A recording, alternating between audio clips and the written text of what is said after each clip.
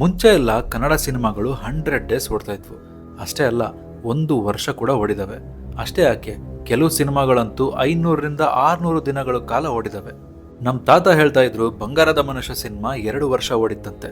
ಅದೇ ರೀತಿ ನಾವೆಲ್ಲ ನೋಡಿರೋ ಹಾಗೆ ಮಿಲನ ಹಾಗೂ ಮುಂಗಾರು ಮಳೆ ಸಿನಿಮಾಗಳು 1 ವರ್ಷ ಮೀರಿ ಓಡಿದ್ವು.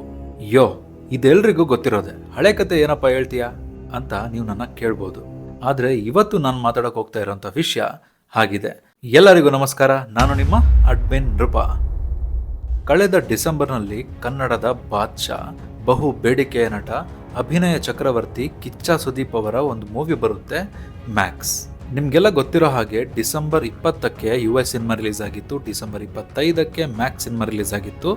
ಆದರೆ ಮ್ಯಾಟ್ರ್ ಏನು ಅಂದರೆ, ಒಂದು ಅಡ್ವರ್ಟೈಸ್ಮೆಂಟ್ನ ನೋಡ್ತೀನಿ, ಈ ಫೆಬ್ರವರಿ 15ನೇ ತಾರೀಕು ಮ್ಯಾಕ್ಸ್ ಸಿನಿಮಾ ಆಲ್ರೆಡಿ ಟಿವಿನಲ್ಲಿ ಬರ್ತಾ ಇದೆ.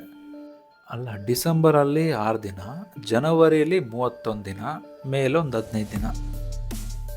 ಅಂದರೆ ಇಷ್ಟು ಬೇಗನಾ? ಅಲ್ಲ ಗುರು, ಸಿನಿಮಾ ರಿಲೀಸ್ ಆಗಿ ಇನ್ನು 2 ತಿಂಗಳು ಕೂಡ ಆಗಿಲ್ಲ, ಆಲ್ರೆಡಿ ಟಿವಿನಲ್ಲಿ ಬರ್ತಾ ಇದೆ. ನಾವೆಲ್ಲ ಫ್ಯಾನ್ಸ್ ಸುದೀಪ್ ಅವ್ರ ಸಿನಿಮಾ 2 ವರ್ಷ ಆದರೂ ಬಂದಿಲ್ಲ, ನೋಡಬೇಕು ಅಂತ ಕಾದು ಕೊನೆಗೆ ಸಿನಿಮಾ ರಿಲೀಸ್ ಆಗಿ ಜಸ್ಟ್ 50 ದಿನಕ್ಕೇನೆ ಟಿವಿನಲ್ಲಿ ಬರುತ್ತೆ ಅಂತ ಗೊತ್ತಿದ್ದಿದ್ರೆ ನಾವೆಲ್ಲ ಥಿಯೇಟರ್ಗಳಿಗೆ ಹೋಗಿ ಸುಮ್ಮನೆ ದುಡ್ಡು ಕೊಟ್ಟು ಸಿನಿಮಾ ನೋಡೋ ಬದಲು ಇನ್ನೂ 1.5 ತಿಂಗಳು ತಡೆದು ಸಿನಿಮಾನ ಆರಾಮಾಗಿ ನೋಡ್ತಿದ್ವಪ್ಪ ಅಲ್ವಾ? ಯಾಕಂದ್ರೆ ಜಸ್ಟ್ 5 ನಿಮಿಷ ನಿಂತರೆ ಸಾಕು, ದೇವ್ರ ದರ್ಶನ ಸಿಕ್ಬಿಡುತ್ತೆ ಅಂತ ಗೊತ್ತಾದ್ಮೇಲೂ ಕೂಡ ಯಾವ ದಡ್ಡ ನನ್ನ ಮಗ ತಾನೆ ಸ್ಪೆಷಲ್ ದರ್ಶನ ಟಿಕೆಟ್ ತಗೋತಾನೆ, ನೀವೇ ಹೇಳಿ? ಈ 50 ದಿನ ಕಲೆಕ್ಷನ್ ಮಾಡಿದೆ, ಮೊಬೈಲ್ನಲ್ಲಿ OTTನಲ್ಲಿ ನೋಡ್ತಾರೆ ಬಿಡು ನೋಡೋರು, ನಿನಗೇನು ಸಮಸ್ಯೆ ಅಂತ ನಿಮಗೆ ಅನಿಸ್ಬೋದು.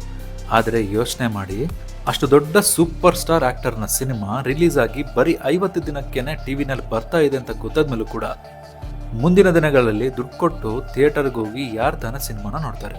ಅದರಲ್ಲೂ ಇವಾಗ ತಾನೇ ಕಷ್ಟಪಟ್ಟು ಸೀರಿಯಲ್ಗಳಿಂದ ಅಥವಾ ಸಿನಿಮಾದಲ್ಲಿನೇ ಸೈಡ್ ರೋಲ್ಗಳನ್ನ ಮಾಡ್ಕೊಂಡು ಕೊನೆಗೆ ತಾವೇ ಲೀಡ್ ರೋಲ್ ಆಗಿ ಆ್ಯಕ್ಟ್ ಮಾಡಿರೋ ಸಿನಿಮಾಗಳನ್ನು ಥಿಯೇಟರ್ಗೆ ಹೋಗಿ ಯಾರು ತಾನೇ ನೋಡ್ತಾರೆ?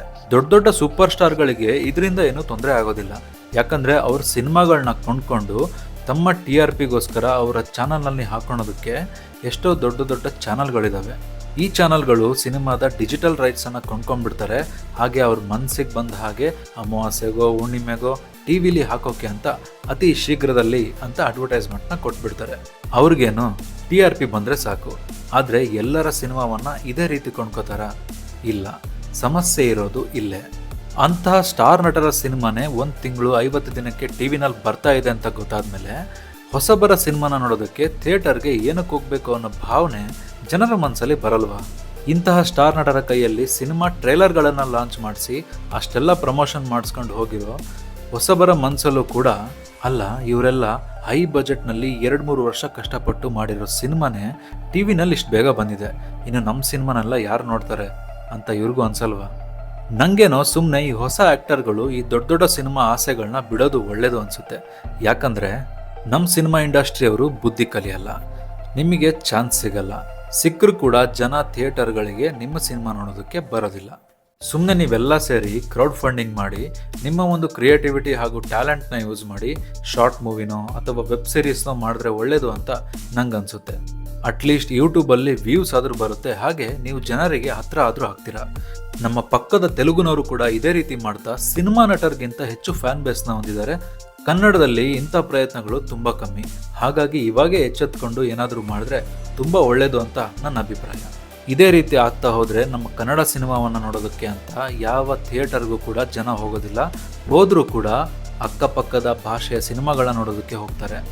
ಇನ್ನಾದರೂ ಈ ಮೂವಿಯ ಡಿಜಿಟಲ್ ರೈಟ್ಸ್ ಓನರ್ಗಳು ಅಥವಾ ಚಾನಲ್ಗಳು ಬರೀ ತಮ್ಮ ಲಾಭವನ್ನಷ್ಟೇ ನೋಡದೆ ಚಿತ್ರರಂಗದ ಪರಿಸ್ಥಿತಿನ ಅರ್ಥ ಮಾಡಿಕೊಂಡು ಯೋಚನೆ ಮಾಡಬೇಕು ಅನ್ನೋದು ನನ್ನ ಒಪಿನಿಯನ್. ಈ ವಿಡಿಯೋದಿಂದ ಯಾರ ಮನಸ್ಸಿಗಾದರೂ ಬೇಜಾರಾಗಿದ್ದರೆ ಕ್ಷಮೆ ಇರಲಿ. ಇದನ್ನೆಲ್ಲ ಹೇಳಬೇಕು ಅನ್ನಿಸ್ತು, ಹೇಳಿದೆ. ಇನ್ನು ಇದ್ರ ಬಗ್ಗೆ ನಿಮ್ಮ ಒಪಿನಿಯನ್ ಏನು ಅಂತ ಕಮೆಂಟ್ ಮಾಡಿ ತಿಳಿಸಿ. ಚಾನಲ್ ಸಬ್ಸ್ಕ್ರೈಬ್ ಮಾಡೋದನ್ನು ಮರಿಬೇಡಿ. ಮುಂದಿನ ವಿಡಿಯೋದಲ್ಲಿ ಸಿಗ್ತೀನಿ.